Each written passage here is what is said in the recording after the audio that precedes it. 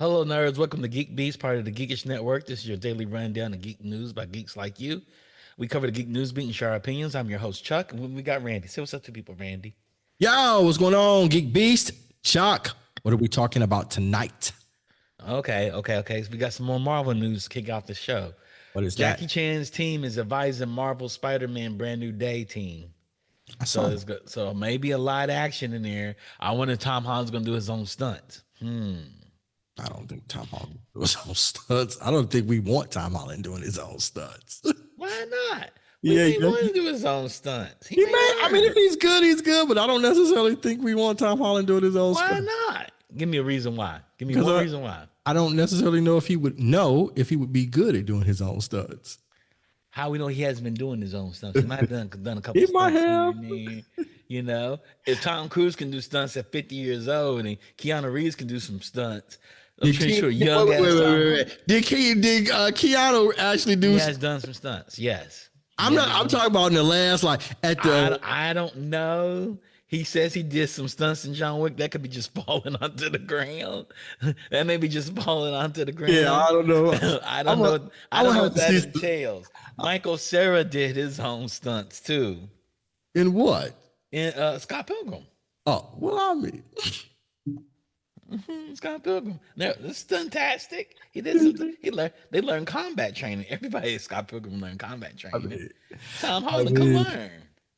He can. I'm just saying, like, but I don't know, man. I'm just saying, I don't know if we want Tom Holland doing his own stunts. I can't see why we wouldn't want to do them. It's a note from the Funk. He came in and said Shang-Chi's stunt coordinator was Brad Allen, who passed after the filming, formerly of Jackie Chan's stunt team as well. And the quote is, "I went to London for a meeting and visited the set. The actor who most recently appeared in Karate Kid Legends recently told Chinese publication HKO1, my Jackie Chan stunt team was busy filming Spider-Man, and I was the action director for the Jackie Chan stunt team. I went to watch their rehearsals, and the director was so excited when he saw me." Yeah, I think it is cool that Jackie Chan's team is in charge of the stunts for Spider-Man. Yeah, I think that's cool. Yeah, I want the stunts are going to be more intimate, like they're going to be smaller, like falling through shopping carts and stuff like that. Maybe. You know, where Spider-Man stunts are usually him swinging on buildings, jumping through stuff, pulling things. Where this is going to be more intimate and down to earth, like kicking somebody off a fire escape or something, jumping through a fire escape. Well, I would imagine, and again, we don't know, but I was like, maybe that's the reason they bought him in. Well, we know the one passed away, and condolences to him and his family. So absolutely, but maybe they bought in a different kind of energy, to bring something different to the franchise. So I could definitely see this is an instance where we are getting kind of more intimate, more closer stunts during the production in the movie. Yep. For y'all that didn't know, Dustin Daniel Cretton is the director for this film, and he directed Shang-Chi as well. Yeah. So cool. Again, I think, Jackie Chan is a whole legend in these streets. He is a whole legend. And the fact I didn't even know he had a stunt team. I mean, it would make sense because, he's been doing his own stunts for 30 years now. But yeah. Longer than that, probably. Jackie Chan's like, 70, 80? I don't know how old he is. Yeah. Saw Rumble in the Bronx in like 96. And that's coming over to America. Jackie Chan is. Yeah. I just remember being so fascinated by Rumble in the Bronx. I went to the movie theater to see it, and we was like, I think like that's the first 71. Okay. I think Rumble in the Bronx was the first action movie where people like did a standing ovation at the end. It was good. Rumble in the Bronx was amazing when it came out. Yeah, he's like flipping through the cart. Yeah. I haven't watched it in forever, so I don't know if it lives up, but at the time, Rumble in the Bronx was amazing. And this is called, it's not the world-saving Spider-Man. It's more small-scale Spider-Man. So instead of going bigger, they're going smaller. They're basically making him a MCU television show Spider-Man. Well, I wouldn't necessarily say that, though. The MCU does need a different energy, and maybe we'll even talk about it in one of the stories, because MCU and even DC, I shouldn't say even DC. there's comic book fatigue out there. I think I've now realized it, and they've got to change something up. Okay, that's fair. So maybe they're just wanting to bring a different kind of energy and different kind of flavor to it. Yeah. So it's small scale. It's not world saving because you know why? Because there's so much big scale stuff that is unanswered in the Marvel universe. They don't want us thinking about that stuff. They don't want us thinking about that at all. Like still that hand sticking out the ocean in the Indian Ocean that has not vibranium but adamantium in it.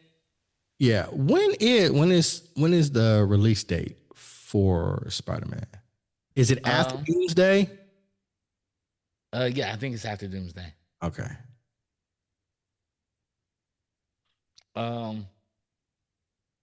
So we'll see. But no, I think it's cool. Like I said, legendary Jackie Chan. If one thing he knows is stunts. So yeah. Yeah, I'm excited about that. Going to some other news. How this is how you beat a dead horse. Yeah, I know. I bet y'all know what's coming. Go ahead. K-pop Demon Hunters is officially the most watched Netflix original movie of all time. Is K-pop Demon Hunters finally challenge was surpassed by Red Notice, the 2021 heist movie starring Dwayne "The Rock" Johnson, Gal Gadot, and Ryan Reynolds. It's previously most watched record with more than 200 million cumulative views on Netflix. So go ahead. No, please go ahead. As of the writing, K-pop Demon Hunters has surpassed 236 million views. So I've been seeing a lot of things pop up in my socials. And I think I even put it in our chat. I'm going to say to Defunct, Rodney, and if Mark was on, he'll probably join later. Maybe you all were right. Wow. Maybe. Wow. They're the only ones that are right. I said you, Defunct. I didn't hear you part. Say it Jesus again. Jesus Christ. Because that's the Freudian slip. Say it, yeah. Say it loud. Oh, maybe you are. Maybe it will. I heard of you. I heard of you. He included. No, it was. We can literally go back and play it. But whatever. That's fine. He included everybody. Okay. I can't win it. You still think it's not going to get nominated for best animated picture? Oh, we just spoke Mark up. Maybe look, the phone put in quotation marks. Maybe we're right. I guess I underestimated the popularity that this is taking on. I knew it was popular. You said that didn't matter. You told me it didn't matter. It still wasn't nominated because it wasn't good. It's again, I still keep my same rating, but what I think doesn't really matter. And say that again. Say that part one more time. Say that, just that last line. Well, I won't say my. I'm gonna change that. I'm gonna change that. My opinion can't influence the Academy. That's what I'll say. But it does matter. It does have weight. I'm gonna play at the Geekiest Network. It has pull. So I will stick there. But I will say, right, from what I've been seeing, Rodney roll his eyes at you right now. What? Thank you, Rodney. I know you did it. Wow. Thank you, Rodney. I'm literally saying that, from what I've been seeing out here in these streets, it probably will get nominated. Yeah, the popularity of it is just unbelievable. Yeah, it's just, the sing-alongs and it's I was like wow. I even spent a bunch of time because I finally saw the movie on Sunday, and then it was just amazing, and then like the music was just amazing, and I really think, honestly, now I think the what it sounds like, the song, what it sounds like, it's probably going to get nominated for best song, not even golden. Absolutely. I don't even think golden, because I think because it's funny, because like on socials you hear everybody doing golden, and but like honest, in our group chat I was saying like Free and what it sounds like are actually like top tier level songs, where like the lyrics to like the message to just the production are like really, really good. And so again, what I was saying was, I spent a lot of time catching up just on like what socials were doing. And dude, there's like DJ sets with like the songs, and the crowd's going wild. Yeah, they are. Like the crowd's going wild. Like not just Golden, but like there's like Free and like others. And then I even saw one where like two of these social media stars covered the song here in LA just over the weekend, and it was crazy good, man. They played it at the Dodger game, and people were singing it through the crowd. Yeah, I mean, it's like crazy. every background you can imagine, to every generation you can imagine. It's not just like kids. Like I said, like that song, you know. It's like deep, man. Like the lyrics, like you know, it's really deep, and it speaks to like a different, like to adults. Golden is amazing. It's an amazing original song. It's like Eye of the Tiger good, and it's crazy. It's so good. It is good. Yeah, so, it's everywhere now. So it's been everywhere, Randy. It's been everywhere when you had your really bad take. I still my take could have been wrong, but movie is still what it is to me. It's interesting too, because like even just like the story of it, right? Like the Sony not betting on it, so they only sold it for 20 million and to like Netflix, and then like, you know, I was even listening to another podcast, The Town, and they were talking about how like nobody wanted to pick up the merchandising because they were like, they tried to get merchandising, but like all these toy companies were like, nah, we don't see it. And I'm like, man, all these toy companies are killing themselves now, trying to get and then like the sing-along alone, like the reason why I found it more is because the reason why AMC didn't show it is because AMC has beef with Netflix. Yep. And so it's like, I didn't know it wasn't even just like, oh, we don't believe in it. It's like literally they have beef with Netflix, so they'll never show a Netflix show in their theaters, a Netflix movie in their theaters. Yeah. Whereas all these other ones are like, it was like number one of the box number one movie. Made what, 15 million? 20 million. 20 million. 20 million. It made 20 million, and I'm like, and the same thing. Screens sold out. Same thing, like on my feed, TikTok, Instagram, like all these people doing like sing-alongs, and it's like every generation, man. It's crazy. It's so good. It's so good, you know, and it's like well deserved, and it's like they did it right, and it's gonna be studied for a long time, man. Yeah, it's really gonna be studied for a long time because. Just like Squid Game, it just came out of nowhere, and you know, all these things had to happen. But like, yeah, I mean, even like the singer EJ, right? She was written off. You know, written her off. They wrote her off, and like she's like too old for K-pop. Yeah, then she's too big for K-pop. She's like too old for K-pop. I'm like, dude, she's like. Like the thing to me, they're about to pick that girl up and have her writing for her, ghost writing for her. I actually I think it was an easy bet for the popularity of it. I think Netflix has so much data that shows that it aligns perfectly. Yes. Now maybe it's bigger than what they originally anticipated, but like I knew it was gonna do well. Yeah, I feel like Netflix jumped on this because they figured like, this is perfect. Yeah, for us, and we have the data to substantiate that. Yeah, animated, it's K-pop, right. We have everything that shows that these do well on our platform. Now, maybe not as big as it's growing to be, but they was like, 20 million, gonna do good. Yeah, we'll make that happen. That's nothing. I talked to the creative producer on it. She said it was gonna be good. She's like, we knew it was gonna be good. She said when I first saw it, I was like, we have to buy this. Right. So that's for me. And again, I wasn't necessarily talking about, I don't understand why Sony sold it, but Sony may not have the same data and the analytics that Netflix has. They didn't care for it. Yeah. They didn't care for it. They want to focus because the team that did it took away from the Spider-Man project because Lord and Miller like, pause Spider-Man project. We're going to work on some software. Y'all go do something else. And I can see that. I guess I can see that. And Sony's like, fuck that. We'll put him on something else, but that thing ain't as good as Spider-Man. Well, that's true. That is true. That's Spider-Man. Yeah, that's true. It out. It ain't Spider-Man nor Lego, or so they thought it was. It's not Spider-Man Lego, and it's Spider-Man and it's Lego. But yeah, Netflix. But Sony Animation is letting them know, like, look, we back, guys, we back. Yeah, but the data is out there for it to support the popularity of it. Yeah, and the other thing too is like it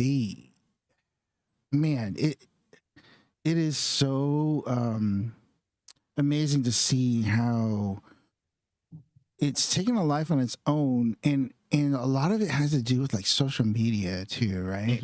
It's like you see all these like posts from like the stars, from the voice actors to the singers to like the animators, and it's like, yeah, it's like it's actually really good content on like, and there's like cosplayers like doing like amazing cosplays, and like their views on their TikToks are like millions because they're doing like really cool K-pop scene reenactments and everything, doing the videos together. Yeah. And it's just like it's just amazing to see all these like, I want to say like perfect storm, right? Of it's a really good property.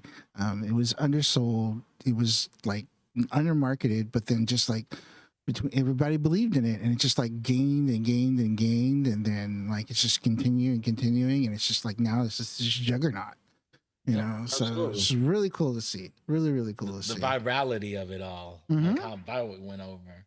Because I saw it the weekend it came out, and I was like, wow, that was so good. And the songs are so goddamn catchy. They're so good. They're catchy. They're so good. It's a perfect mathematical formula. Yeah. Me and Travis were talking about it today, and we were like, sometimes the perfect pop song is mathematical, and it's perfect. Like everything, the way they hit the octaves, the way the voices change, like the rhythm and the beats, it just nails it perfectly. And you're like, this woman wrote perfect ass songs. You cannot deny them. Yeah, and then just like the whole like, you know, Jinyu and like Rumi, like the whole like love story, you know, it's just like it touches into that whole like K-drama of it, right? And then just that romance, and then like forbidden love, you know, you know, and then just like, you know, them, and like I said, just some deep themes there too. Like, you know, she's like, you know, she's half demon, but she's like, you know, denying who she is, and finally she's embracing who she is, and you know, and like even that line, it's just it's so well done, man. It's so Mark came in and said her rent was due. It's definitely rivaling those properties. I think a lot of this is really good. All the themes are good. Like I told Randy, why don't you like it? I said, you take out the K-pop elements, it's still good.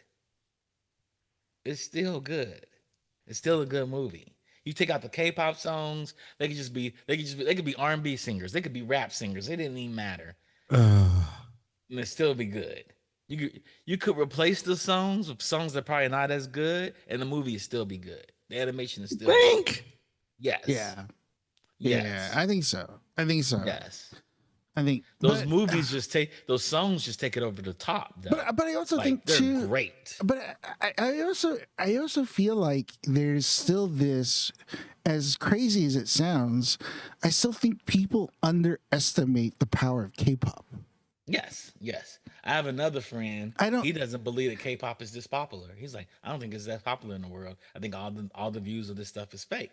I said, I think that's probably for like Blackpink and stuff on YouTube. So a lot of that is fake. It's baked into the algorithm, the bots. But everybody's doing the bot thing. But I tried to explain to him, I was in Cyclovia. I saw 7-year-old girls sing these songs. I saw grown women singing these songs and grown men singing these songs, and people were on their bicycles, and this song was playing on people's speakers that were carrying it on their bicycles. There's a lot of evidence out there that K-pop is super popular.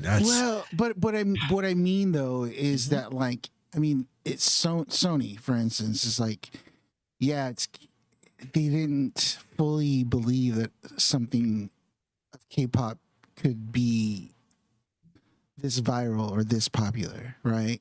I don't know. It's interesting to me where there's a lot, and maybe it's just one of those things where people just don't. They write it off, right? They write it off and go, oh yeah, it's just a bunch of like teenage women, teenage girls, and then you realize like, no, dude, like BTS and all them, and just like like the guy from one of the guys from BTS, like throughout the first pitch of the Dodger game, and there was like all these like they were crazy, like all these BTS fans at the Dodger game, you know.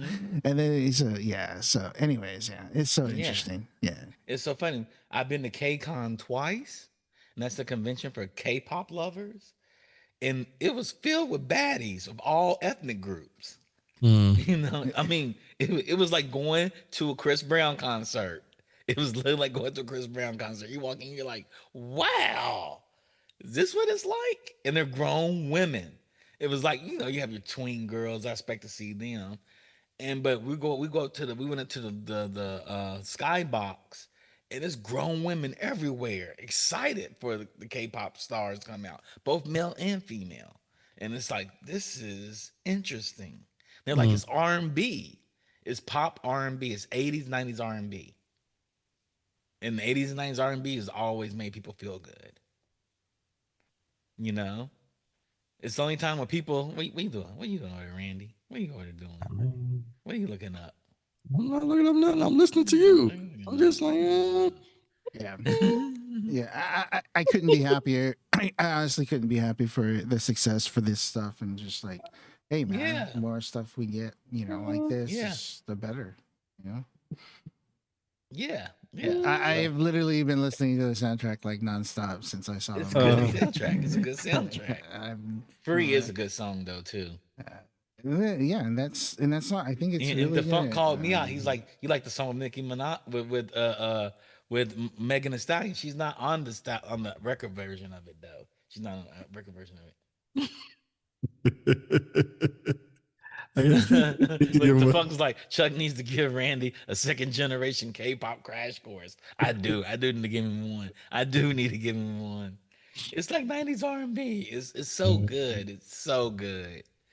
And it's just fun. You know, it's like, you know, I'm not saying it's that when I'm not selling coke with the Clips, or spending money with Jay-Z, or shooting guns with DMX, I'm listening to K-pop. I'm listening to K-pop, having a good time. Make sure that's how that works. I'm just saying, you know, everybody has different music, you know. Some people go to, I had a boss, he was like, you know what I do if I come into work? I said, what? He's listening to NWA. He's like, I gotta be shooting people and saying fuck the police every time I get here. That's a thing. He's a little white guy telling me that. That's what we call it. That was what was that movie from the 90s? Working Office Space. Office Space. A lot of people do that. A lot of people do that, you know. So, you know, I'm not with the Clips. I'm not with Jay-Z. And when I'm not with DMX, I'm listening to K-pop. I hear you. Strategy. Yes, strategy. Yeah, do your thing, you know, it's man. funny too, because it's saying like it beat out Red Notice. I haven't even seen Red Notice. Oh man, I have no desire to watch it. Like I have like literally. It's okay. It's okay. Yeah, it's okay. It's what you expect. Yeah, 3 mediocre actors doing mediocre work. Yeah, that's okay. You know? I mean, a total tangent, but apparently Ryan Reynolds and Robert Downey Jr. are beefing. They everybody got hates to a Ryan fight. Reynolds. Yeah. Everybody hates Ryan Reynolds. Like TJ Miller won't work with him ever again. Yeah. Apparently, TJ Miller said it's in my contract to never be near Ryan Reynolds. Beefing with him, so that's that's gonna be interesting.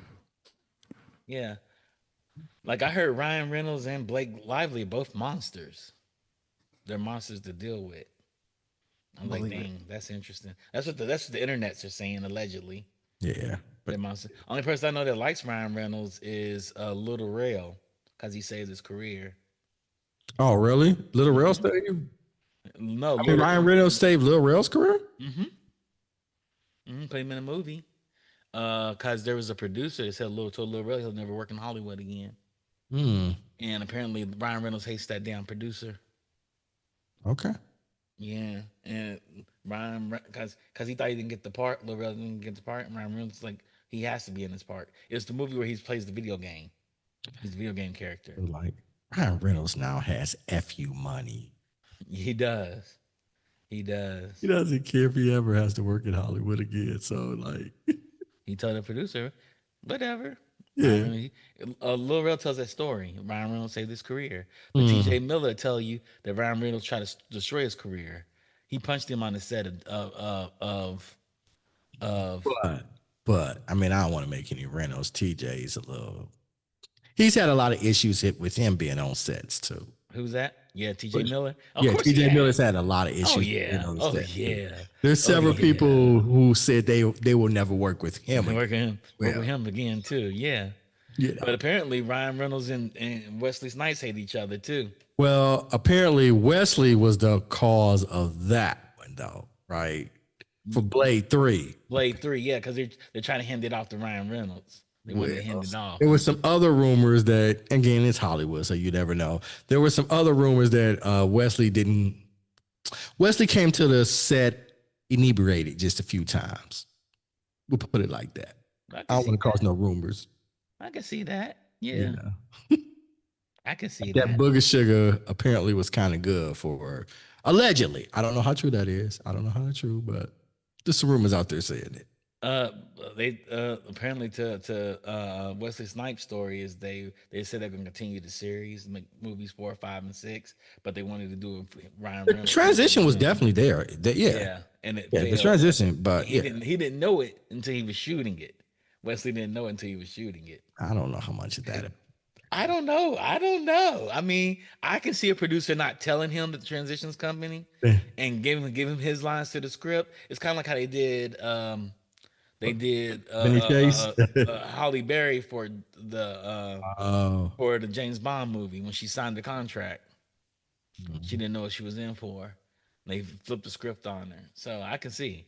Yeah. But it could be a combination. It could be a combination of all. Yeah, well, it all could be true. I came here on the Booger Sugar here because y'all trying to y'all took my franchise from me. Or I was on the Booger Sugar. That's when they started. And he did build the franchise. He did I built this franchise. Yeah. Yeah. He built the whole franchise. He saved the whole company. Y'all can give it to the white guy after I done built this franchise. Yep. He can't even act compared to me. Wesley Wilson said he couldn't even act. Well, I believe that. I mean, I can believe that happened too. Like, Reynolds had a lot of flops before Deadpool hit. Mm-hmm. Safe House and then Deadpool, but Denzel outacted him, and Denzel stole the show on Safe House. Yep, he doesn't like Denzel neither, apparently. Denzel stole the show. He literally Safe House was supposed to have been one of his jump offs, but like Denzel came in there and stole the whole show from it. Mm-hmm. And so, yeah. And, like Green Lantern was a huge flop. There's a bunch of like flops that he had. And then Deadpool hit and that turned it all around. Yeah. So, I'm happy that Ryan was able to hit it with Deadpool because Deadpool is an amazing series. It's so good. Yes. And that last one saved Marvel for me. I mean, it's the biggest movie they've had in like 2 or 3 years. Yeah, because Fantastic Four is, I don't even know if it's gonna cross 500 million this year. They says it's the first time in like 3 years that there's been no comic book movie that's crossed the $700 million mark. Mm-hmm. And Free Guy is the name of the movie, and I do like the fact Ryan Reynolds takes chances on movies too. He doesn't lean on like already established IPs. He does fresh movies. I do like that. Because he got all that whatchamacallit money. He can afford to money. He can do money. Like, why? He do whatever he want to. Yeah, it's kind of. Was it T-Mobile that bought him or something like that? Yeah, he got all that. So yeah. Yeah, he take any risk he wants to. He's acting some really good actors too, like Samuel Jackson in The Hitman's Bodyguard. That had to be tough too.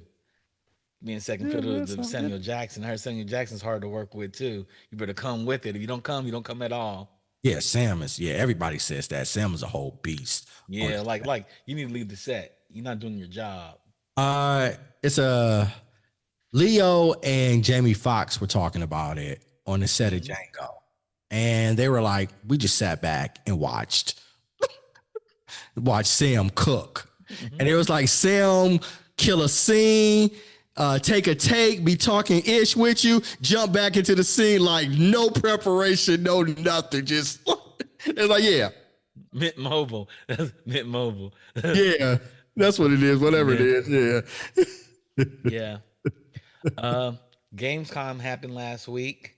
Okay. I know games not your thing. We're gonna get you into a gaming system though, Randy. We are gonna get you into one.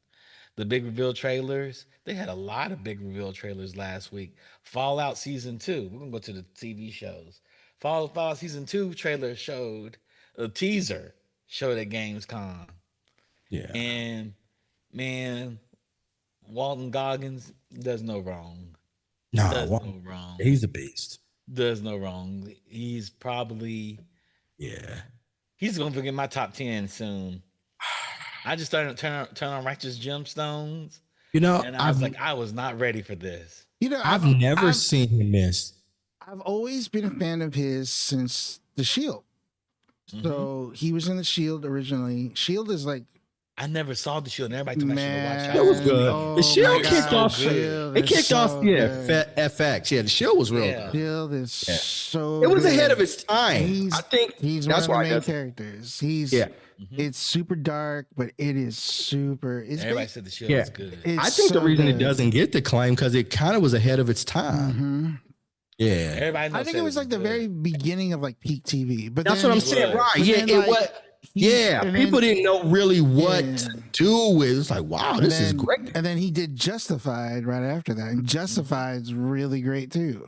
He's in Justified as like he's in the last season of Sons of Anarchy. Yeah, so I haven't seen all of his stuff, but like I've been a fan of his since, like I said, the Days of the Shield and Justified. Like those are essential. I haven't seen Justified. I've only seen a couple episodes of it. I haven't seen all of it. But Justified's in our parents' hometown. It is. Harlan, Kentucky. That's where our peoples is from. Is Harlan, Kentucky. Yeah, it is really good. But Shield and Justified are like must watch to me. Like that's Taylor Sheridan too, right? No, it's Justified. Justified's not Taylor. It's Sheridan? based on Harlan Ellison. I think was it Harlan Ellison, like the detective stories. Okay, but it's not. Okay. It's not Tyler Sheridan. Okay, it's I thought it was Tyler Sheridan too. It's not Taylor Sheridan. Yeah. Okay. Sean Ryan did Justified, and Sean Ryan does like he's done quite a few things. I think he's like. You think he did like SWAT? He's in stuff, but like he Justified, not Justified, but The Shield was his first big thing. So yeah, nice. Yeah, I need to watch The Shield. I need to go back and watch it. But honestly, I really, if you like him, if you like Goggins, those two are like honestly like best. Like must watch. Was he a kid? So they saying like they showed the Fallout 2. Yep. Yeah. Fallout season 2. Yeah, but Walter Goggins, he's the beast, and he doesn't miss. Yeah, they showed a teaser, and I'm like, I can't wait. This season 2 is gonna be about his character, the Ghoul. So I'm like, I can't wait to see this. This is gonna be so good. Yeah, I'm looking forward to it. I dug Fallout season 1. Season 1 was really good. Yeah, and she's on fire too, Ella Purnell. She's on fire. I love her. All right. So what else? What else they had? Lego Batman Legacy of the Dark Knight. They did a reveal trailer. And it's like all the Batmans put together. All of the Batman universe? Yeah, it's like all the Batman universes. They showed 2 Batmobiles and they're different. And I'm like, oh, they have Batmobile and they had the Tumbler. And so I'm like, okay, they could probably have all the Batmans in here. It's the Legacy of the Dark Knight. So I figured they'd probably bring all the games back, put them all together. And Lego, they redo the movies and stuff in theirs, but they make it all comedy. They make it all like slapsticky. And so I'm really excited about this. Lego games are amazing. Amazing. Is it the game or is it the movie? It's a game. Okay. I thought. Game. Yeah, so it's probably amazing. They probably have the different Batmans, different costumes. They probably replay the movies, and they probably change them up to put comedy scenes in them. They did that with Star Wars as well, where they'll do Star Wars where Lucas's hand cut off. Like they make a joke out of that, stuff like that. Yeah, because the Star Wars they created a whole alternate universe, didn't they? Kind of, yeah. This is something similar, and this has the game mechanics of the Batman Arkham games, which were really good game mechanics. Okay. Yeah. It looks Yeah, good. it looks really, really good. See the tumbler, and Mm-hmm. then they show the other Batmobile too, which is quite exciting. Quite exciting. And it But looks it's like they have the same game mechanics as the Arkham games, but done as Legos, and that's so interesting because he's like, when you play Batman, play it in the MetaQuest headset. That's a shameless plug. Or you play on the console, you feel like Batman. You'll see a bunch of bad guys together. You're like, let me hop off this roof and go down and whoop their ass. And you do that. You go down there and beat them up. You go down there and beat them up. good. The funk came in and said like Lego Skywalker Saga was the whole 9 movie series. So they took all 9 movies and put them into one video game. Right. And they make jokes. They make kid jokes in the middle of them. And it's supposed to be because Yeah, it's a Lego movie. Yeah. it's Lego movie. Yep. So that's exciting. So it says moments from the throughout Batman's film, TV, comic book career, borrowing elements from Nolan, Burton, and Reeves' Batman universes. So they pull all the universes together and make one legacy out of it, Okay. which is exciting. I'm going to get it day one. I Oh, think I'm going to word. buy it. I think I'm going to buy it. Yeah, I'm All going to buy right. it. You have to let us know how it is. Usually I wait till Lego games go on sale, but I think for this one I should go on and buy it as I'm a big Lego fan. Okay. There's something else that came out from software. Sekiro Shadows Dice 2 is getting a 1-to-1 anime adaptation. Sekiro is probably the hardest from software game, and Okay. they're making an anime off of it, and it's about a samurai. So they're like, "Hey, everybody doing these samurai stuff, we're gonna do our samurai anime, and we're gonna try to give it a 1-to-1." Sekiro's so hard. I know people that play hard video games and they struggle through this. Hmm. They struggle through this. And people I know that beat it numerous times is because they're peak. They're peak video game players. Like, this is what I do. Is the anime good? We'll find out soon. Okay. We'll find out soon. It's gonna be on Crunchyroll and it debuts in 2026. It's Hmm. called Sekiro No Defeat. But I'm assuming it's going to be good because From Software made it, and some Frost software is pretty dark. So it's probably really dark. It's probably like Fist of the North Star dark. Okay. Sounds like they dropped a bunch of stuff out here. Yeah, they dropped a lot of things. World of Warcraft Midnight. So World of Warcraft has an update. Rodney's probably really excited about this. The first cinematic. Rodney, are you excited? It's interesting because they had quite a bit of WoW stuff for games at Gamescom, and I was watching some of it. The thing is, I play more PvP, and all the PvE stuff doesn't really excite me anymore because I just don't play it.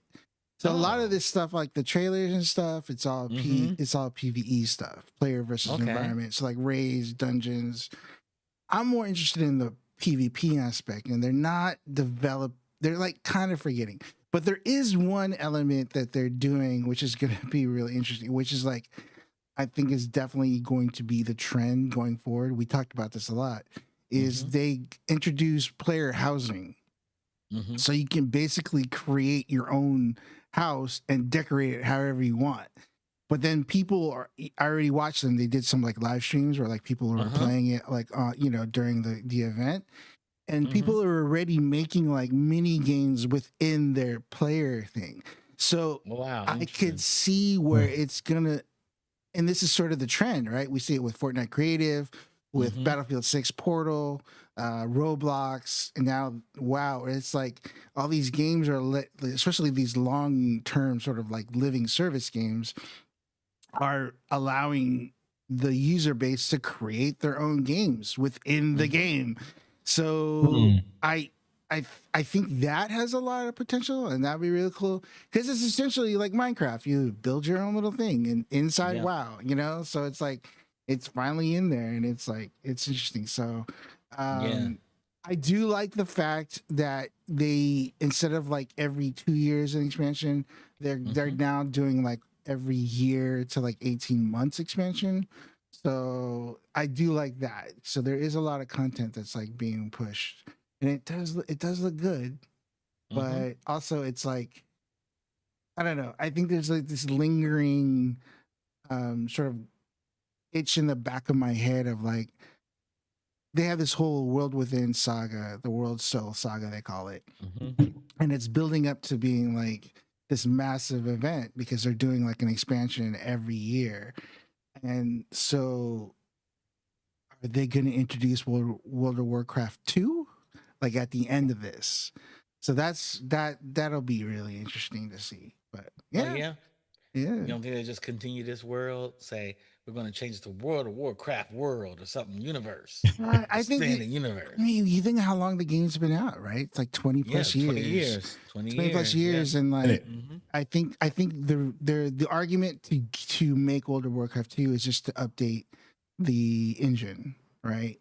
But then there have been other arguments saying that they've already been updating the engine behind the scenes, and we just haven't really seen it. So yeah, I can see that. We'll see, but it would be interesting to see like World of Warcraft 2 with like updated graphics, or like, you know, maybe there's speculation that they're going to destroy the whole world, and like there's going to be like this whole other world. Like, I don't know. It's just crazy. But the fact that, yeah, we were talking with my WoW buddies, we were talking about the other day. It was like, yeah, we've been playing this game for like over 20 years, man. We've been playing this game for other 20 years, and like there's no end in sight. They're just pumping more and more stuff out. Like there's literally no end in sight. The Blizzard has come out and said they have a roadmap for the next 30 years, which I don't know if that's exactly true or not, but like they said they have a roadmap for like the next 30 years. And I'm like, dude, that's crazy. And yeah, I mean, every company has a roadmap for 30 years, and it changes every year. Right? Yeah. So we'll see. I mean, it's interesting because there's also Blizzard kills a lot of internal projects. Yeah, they don't want to get rid of their talent. They try their best not to get rid of their talent. Not just that, but like again, this is like probably we could probably do like a whole like podcast just on WoW. But one of the more interesting things too is like part of the reason why I don't necessarily like the PvE aspect of it anymore is one, I just don't have the time. Right, like that stuff you have to raid, you have to play like constantly, right? So the higher end content, you have to have like 20 people. So they have the thing called Race the World First, and Team Liquid won it again this expansion. And I was watching that, and it's like I'd rather watch that than like actually play it because it is so complicated, man. Like let me bring it up real quick. It is unbelievably complicated. So you have like the top players, you know, doing this, and like they have this whole guild, and like, you know, they have this whole like organization behind them where it's like this big deal, you know, and yeah, so it was like crazy. It's just crazy. Let me find it. But yeah, it's. Let me show you some of the fighting. It is, if you see, it is so complicated. It's like I can't even tell like what's going on the screen, and this is like a major raid boss, right? And so that's what I'm saying. What's like, going on? Yeah, that's what I'm saying. What's hitting them? That boss? That's the boss. And so he's bigger than the screen. He's bigger than the screen. You can't even see. You can barely see him, right? And see, so like, look at they have to do all these things where like look at all that stuff on the ground. They have to split up. They can't, like, they have to go to different areas, and then they have to kill all these different ads. And then this is just one boss. This is the final boss, right? And all this stuff like on the ground you can't stand in, you know, you like all that stuff. Like look at that, right? Right? What are they doing? Well, how do they know the boss is hitting them?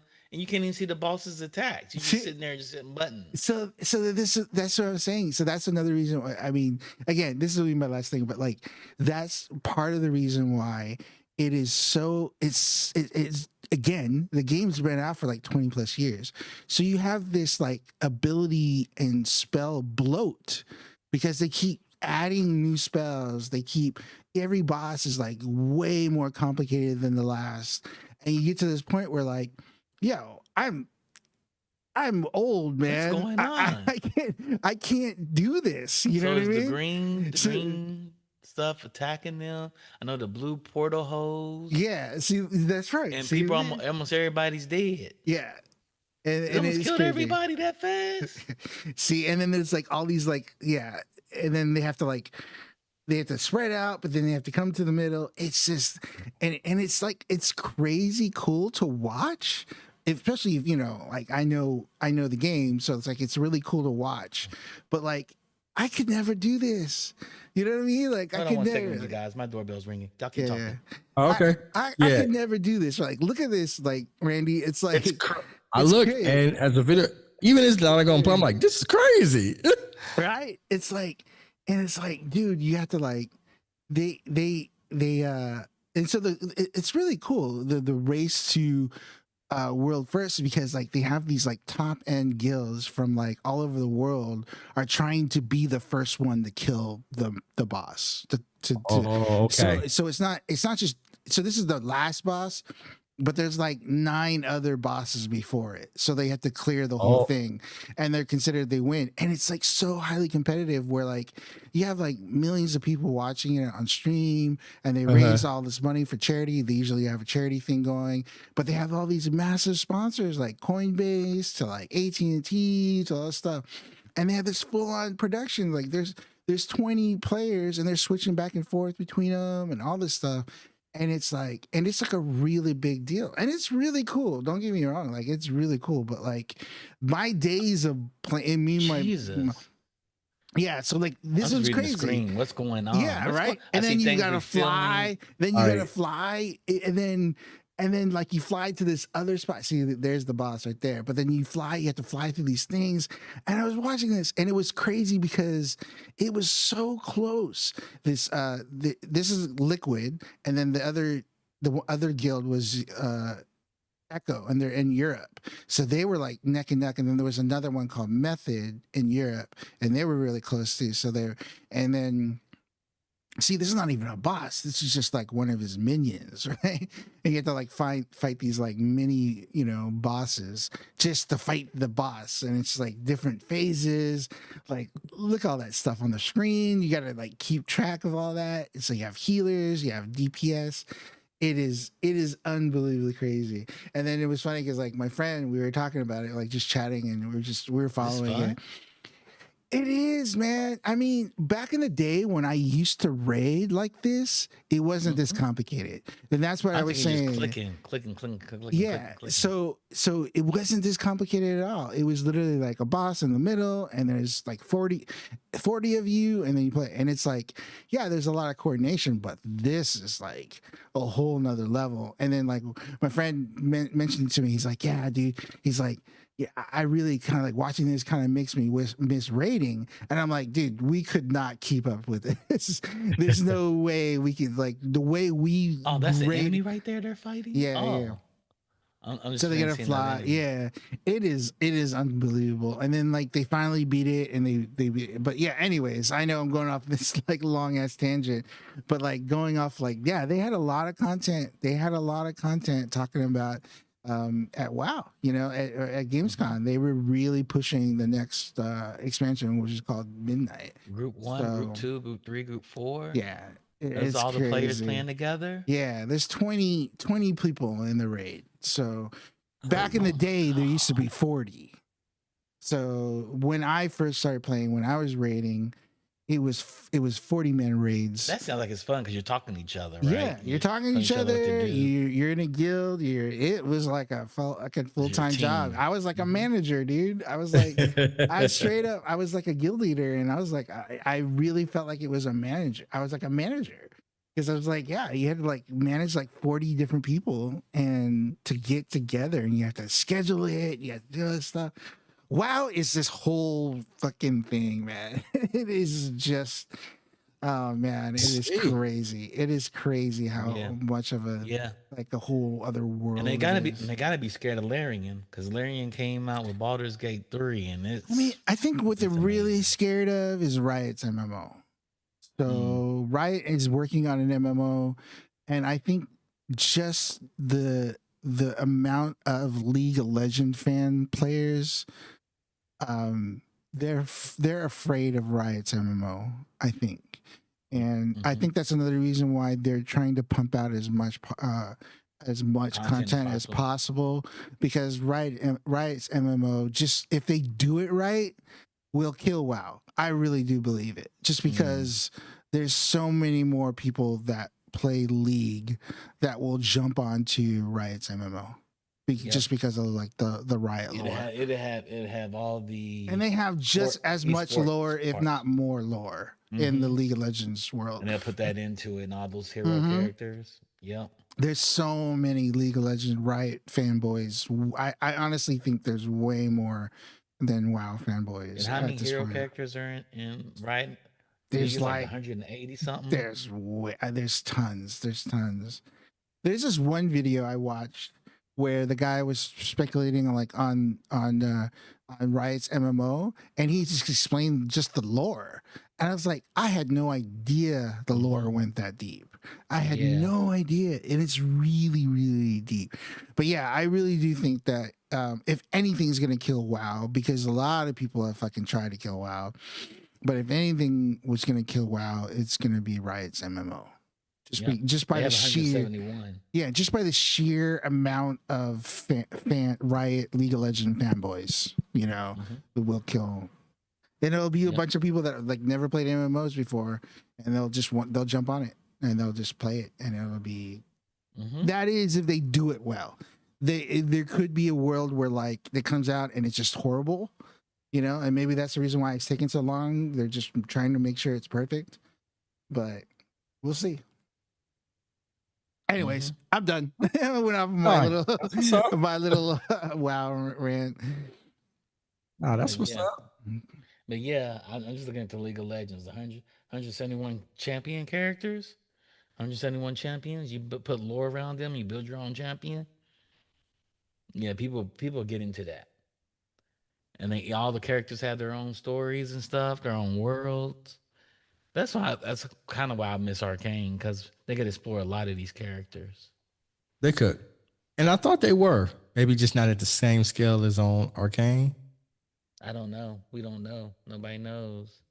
League hasn't said. They got rid of their entertainment department, so they probably licensed it out to somebody else. Oh, but yeah, like imagine but just seeing that, right? Like how big Arcane was, right? And then the MMO will just be from that same world. It's gonna be from that same League of Legends lore. They're gonna touch onto that stuff, and it's just like, yeah, I think it's gonna be massive. Just we have no idea. There's rumors, just have no idea when it's coming out, or if we're even close to. What'd you think of this one? Did you watch the trailer for the Warhammer? Yes, I did watch the trailer for the Warhammer. What'd you think? I'm excited. I mean, Warhammer looks like traditional Warhammer. I've never played any of the Warhammer games. I've never played a traditional game. Yeah, I have the first person. I have the third person shooter, and it's fun. So I'm like, I'm going to jump on this one. I'm going to jump on this. I listen to the Warhammer. I sleep on the Warhammer lore every night. It's very comprehensive, isn't it? It's very long. Yeah. There's 150 something books, I think, in the Warhammer lore. I think that's right. Something crazy.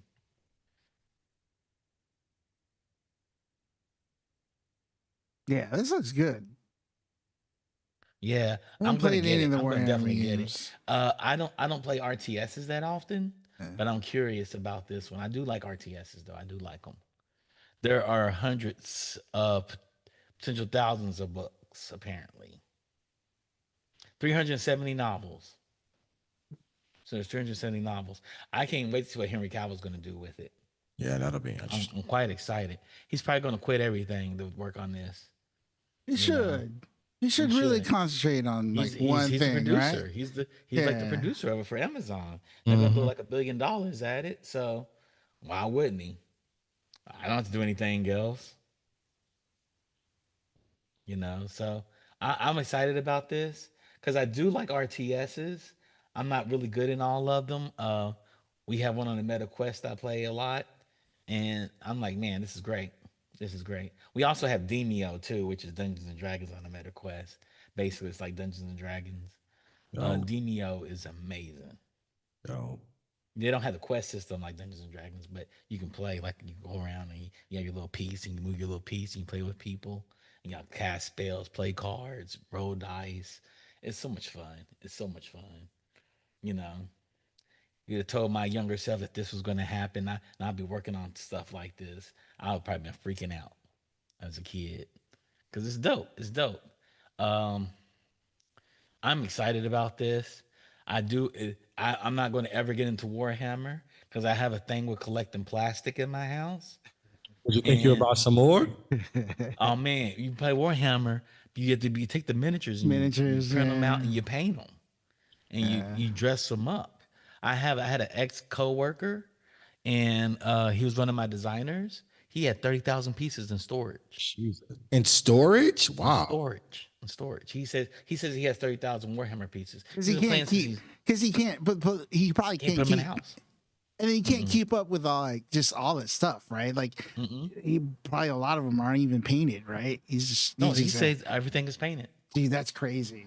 Everything's painted and everything's numbered. Everything he says I have an index on everything. I know where factions are. He says I have a storage in Simi Valley. It's in Simi Valley.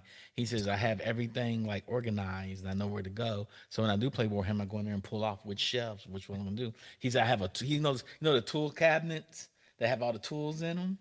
He has the tool drawers you have in like garages. He says his storage is set up like that. That's crazy. And he said he takes it with him. He said I put it in the SUV, strap it down, take it with me, and we play. He said I pick all the measuring sticks, and I take everything you need. Crazy. That's awesome. He said I have a spyglass. He says I've been playing this game since I've been like 10 with my father, and he's 47, 48. Good for him.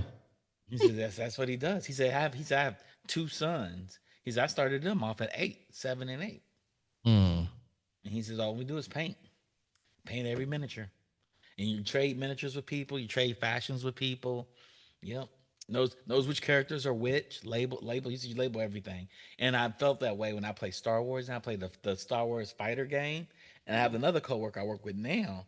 He has all the pieces. And he has all the sticks, and you bought everything with it. He's like, yeah. Eventually, you just keep collecting it. You just keep collecting. He said it is his addiction. Warhammer. He said I own all the books.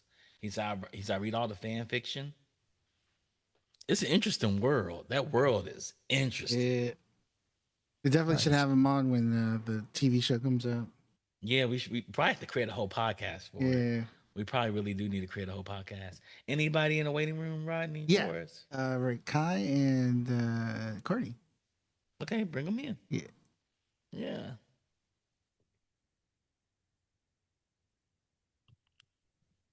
Hey, what's going on? Hey. Hey, Kai. Hey, Courtney. How y'all doing? Hey, what's up? We were just talking about Gamescom, and we were talking about some of the announcements they made at Gamescom. Did you all see the teaser for Fallout Season 2? No. Season 1. Oh, what's that? I never saw Fallout Season 1. Oh, it's so good. So good. Season Yeah. 1. Yeah, I would say definitely watch it and catch up because I'm pretty sure Bingeworthy is going to cover it. Season 2. Walton Goggins kills He it. said, I don't know. Yeah, he is. He's outstanding. He's outstanding. He may fall in my top 10 of all time. I just now started Righteous Gemstones, and I'm like, Oh, I tried to tell you, dude. I tried to tell you. Like Justified, he is as Boyd Crowder. That's where I. Oh, you just froze, Courtney. You froze on us. Oh. Oh, we missed you. You said he was Justified. He was Boyd Crowder, something. Yeah. Then you froze. Did you freeze again? I don't know. Did I freeze? Yes, you did freeze again. Okay. Yeah, we were talking about that earlier. Like I first saw him in The Shield and Justified, and like he's great in both. So yeah, I first saw him on The Shield. Principles. Yeah, I first saw him on The Shield. Yeah. I saw him in Vice Principals. That's the first time I saw him. Oh, Vice Principals was the first time? Okay. First time I With saw Danny him. McBride. Danny Yeah. Vice McBride. Principals was good. Danny I saw McBride is my Shield. dude. But I recognized him from, because I didn't watch The Shield completely. He was in the last season of Sons of Anarchy. Yeah, as a Venus. Yeah. Something The transsexual. And I was like, and then I switched up and I forgot the next. Vice Principals, I think, was the next thing. I was like, damn, that's a hell of a switch right there. Yeah. Then he did Justified, and yeah, the dude's got range. Oh, mad range. Mm-hmm. Mm-hmm. And he kills it in everything he's in. He does. Yeah. He does. All right, but he's so unhinged as Uncle Baby Billy or whatever in the Righteous Gemstones. That he is hilarious. He's hilarious. That should be right up my alley, and I still haven't seen all of it. Man. Oh my God. Oh man. Danny McBride. What's the Bumper? Not Robinson. I can't remember Bumper's last name. Just that whole cast is just unhinged. It's perfect. It's unhinged. It's perfect. It's like, why didn't anybody think of this earlier? Why didn't anybody think of this earlier? They are out of control. They are out of control. They are. And really, the unsung hero of that cast is that damn sister of theirs. She is hilarious. Mm-hmm. Oh, her and Uncle Baby Billy. Uncle Baby Billy. Uncle Baby Billy. Yeah, that show's so silly. It's like, yeah, we need more shows like this. We need more shows like this. But I'm excited for Fallout Season 2. Comes I didn't see the trailer. So is it going to Vegas? Fallout Vegas is the most popular Fallout game. Mm-hmm. So they're going to go to Vegas. So it's going to be more. It's going to be really interesting. I mean, but it's post-apocalyptic, right? Would that matter? Man, Fallout Vegas is a wild game. Okay, it is wild. Yes. Here's what I liked about. But here's what I liked about the first season, though. It didn't focus on characters in the game. It made up a whole new character, a whole new bunker or whatever, and then played in that universe. So you don't have to get all bogged down with this is not in continuity or whatever. It just played in the universe, and it gave you a shitload of Easter eggs and all types of stuff from the game so that you could recognize. Very smart way to do it. Yeah. Unlike Halo, where they make you the main character and take off his helmet the first episode. A lot of people. First episode, is that first 5 minutes? Yeah. A lot of people were pissed off about that. Pissed off about it. The showrunner said, y'all want to do something they could never do before. And blah, blah, blah. I'm not making the game. I don't care about the game's lore. And he's probably a dude that never even played the game. Probably never even heard of it till they pitched it to. So the reason it got made into a TV show, you guys, is because Steven Spielberg signed it and was making it. But then what happened to him? He bailed on Microsoft. Mm-hmm. And then somebody else picked it back up from him. Yeah. That makes sense. It would have made more sense they made Halo ODST, like took some soldiers outside, some other Spartans or some elites, and made them the main characters. Yeah, and then every now and then you had Master Chief pop up on the periphery, but where he is out here kicking ass and not taking any names or whatever. Yeah. Or the demons already come and left, and you're picking up the aftermath of the demon. That's what they call Master Chief, the demon. Yeah. That's what the Covenant calls him. Yeah. And then that'd have been better. So you never play Master Chief, and he walks over to your character and says, walks over to the main character and be like, "You're going to be okay. Good job." And he goes off and does his thing. And you're like, there he goes again, doing his thing. And in ODST, that means you can kill off your main characters and take over new story leads. Because they could have treated this like Gundam and made it super dope.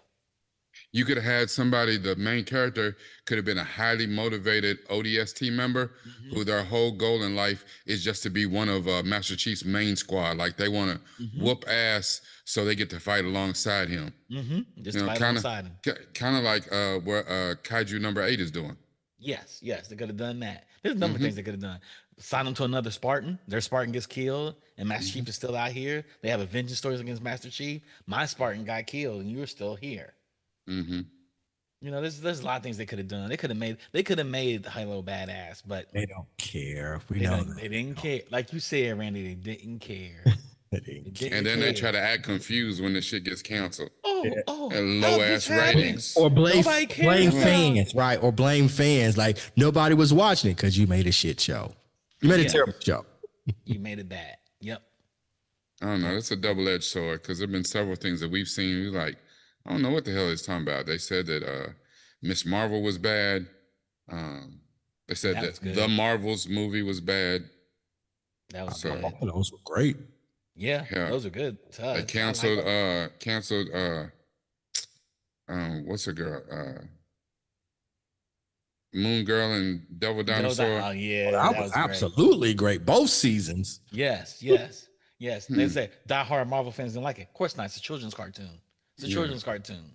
What did all of those shows have in common, though? I'm so confused. I wonder. You all are stupid. Mark said he loved the show, but he never played the games. And maybe that's what it was.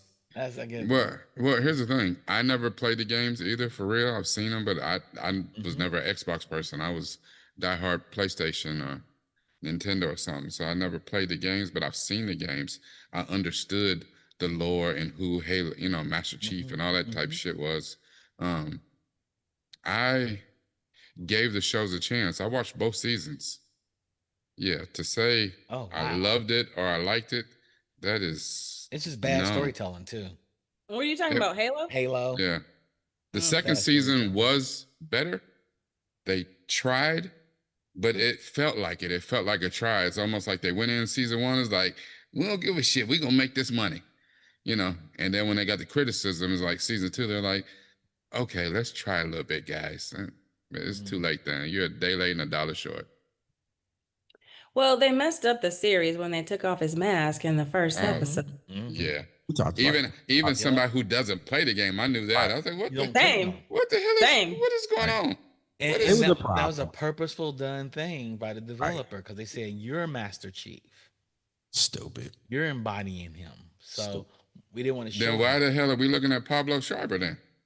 Exactly. Yeah, if I'm the Master Chief, then I should see the reflection in his visor. I should never see the dude behind the mask. Never. They took it off to be controversial.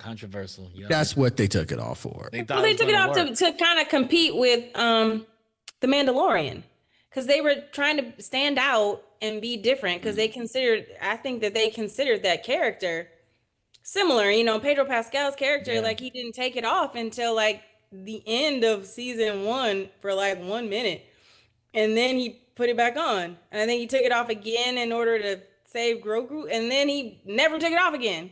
Like we saw him without his mask like 3 times, maybe. Yeah, this is a character. But when he took it off them 2 times, he had to make penance. He had to make up for taking that shit off. It's like, we don't do that. Didn't in Halo he showed more than just his face? He showed his whole naked ass. Like, he got naked. Right. Oh, was he naked? I didn't get that far. I think I watched up until episode 3. I think I was done. First episode, he was like, I'm naked. Butt ass naked. Was he? Okay, I don't remember that part. It didn't register. I think all his whole squad was taking showers or something. Yeah. But they did it for controversial reasons. Like, they knew what they were doing. Not only did we see Master Chief's face, but why are we seeing Master Chief's cheeks? Both sets. It wasn't the right decision to make. It was a bad decision. Speaking of, they didn't expect the blow back like they did. Speaking of decisions, what are we watching today? What did we decide to watch today? We are going to we're going to discuss Amazon Prime's Butterfly. So that's a spy thriller. So we're gonna spy thriller, Amazon Prime's Butterfly, starring Dayo Day Kim. With that being said, thank you all for tuning in to GeekBeast. Thank you for attending Crosstalk. We'll be back in like 10 minutes to have Binge Worthy, where they will discuss the series, the first season. You're not gonna be on it? I may. 3 people are on it. I don't have to be here. I can go do some work. This guy. I gotta be here. You gotta be here. I'll be here in spirit. We'll see. We'll talk to y'all off camera. I'll think about it. But we're gonna discuss. We'll discuss. We'll see. I did that for you, Courtney. We'll discuss Daniel Amazon Prime's Butterfly. I did watch it though. I did watch it, and I do have an opinion about it. I haven't sent Rodney my rating. I'm still thinking about it right now. Where we come and discuss that. If you're interested in Amazon Prime's Butterfly, come back, listen to our ratings. We'll tell you if you should binge it or not. With that being said, I want to give a shout out to Defunct for curating our stories. Shout out to Mark, always being our sixth man coming in and chatting with us. Shout out for everybody that came in from Twitch. I can't catch everybody's names up in the thread. Shout out to Rodney, our technical producer, technical director, and co-founder of the Geekish Network. And today, Rodney came in and schooled us on World of Warcraft in that last battle that made totally no sense. Totally no sense. I'm gonna ask Rodney to break this down to me again because I was looking at it as like, who's playing this? This game is causing anxiety just watching it being played. Of course, I don't know what's going on the screen though. 20 people fighting the boss you can't really see. And shout out for you all for tuning in. Make sure you subscribe, you like, and you share us. We're also available on audio format on Apple Podcasts and on Spotify. And we stream live here every Monday, Wednesday, Friday. If you're tuning in from Twitch, on Facebook, on Instagram, and on YouTube. We'll talk to you on Friday where we have happy hour. With that being said, y'all have a good night. Peace. Peace. Thousands of players searched for me. Thousands failed. Perhaps with this clue, you could be the one to solve the GX Manhunt Challenge. I was never the dog, but I could be the hot dog. At the GeoGuessr World Finals,